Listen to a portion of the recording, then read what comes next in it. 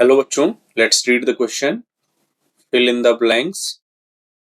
A linear equation in two variables has solution.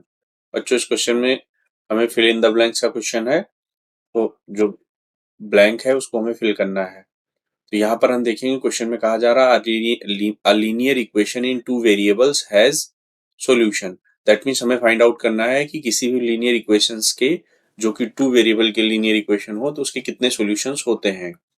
तो सबसे पहले हम लोग की कॉन्सेप्ट डिस्कस करेंगे. की concept.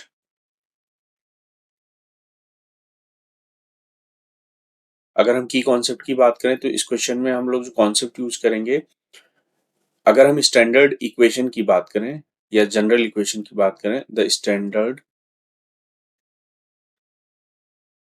Form of a linear equation in two variable, वो होता है आपका a x plus b y plus c is equals to zero. This is the standard form of a linear equation in two variable. यहाँ पर हम देखें तो ए, B और सी जो है ये कांस्टेंट होते हैं, और एक्स और वाई जो हैं ये वेरिएबल्स हैं. तो यहाँ दो वेरिएबल हैं, एक्स और वाई अलग अलग, इसीलिए linear equation of two variable है. तो यहाँ पर अगर हम बात करें सॉल्यूशन की, तो लिखेंगे the the value of x and y which satisfy the above equation is the solution of above linear equation. That means x y की वो वैल्यू जो इस इक्वेशन को सेटिस्फाई करे, वही इसका सॉल्यूशन होगा. तो यहाँ पर हम लोग इस क्वेश्चन का सॉल्यूशन फाइंड आउट करते हैं. यहाँ पर कहा जा रहा है linear equation in two variables has how many solutions. That means यही पूछा जा रहा है क्वेश्चन में. तो अगर हम बात करें तो जो जनरल इक्वेशन होती है that is a x plus b y plus c is equals to zero. तो यहाँ से अगर हम किसी एक के टर्म्स में दूसरे वेरिएबल की वैल्यू निकालना चाहें, तो यहाँ से हम लिख सकते हैं y is equals to minus a x minus c upon b. तो यहाँ से हमने देखा कि y की वैल्यू x के टर्म में कुछ इस तरह से होगी. तो अगर इस इक्वेशन से हम देखें तो यहाँ पर x के वैल्यूज अगर हम डिफरेंट डिफरेंट वैल्यूज x की पुट करते हैं तो y की डिफरेंट डिफरेंट वैल्यूज हमें मिलती है. दैट मीन्स अगर हम बात करें तो यहाँ से x के infinite number of values put करके y की जो वैल्यूज मिलेंगी वो भी इनफाइनाइट होंगे.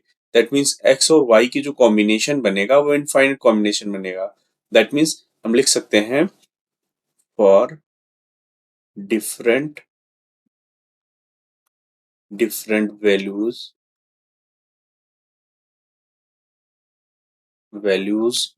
of x, we can find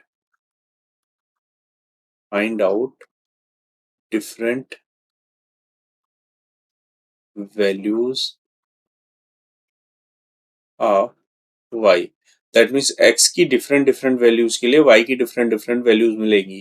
तो अगर हम बात करें तो यहाँ पर इनफाइनाइट कॉम्बिनेशंस बनेंगे. That means infinite combination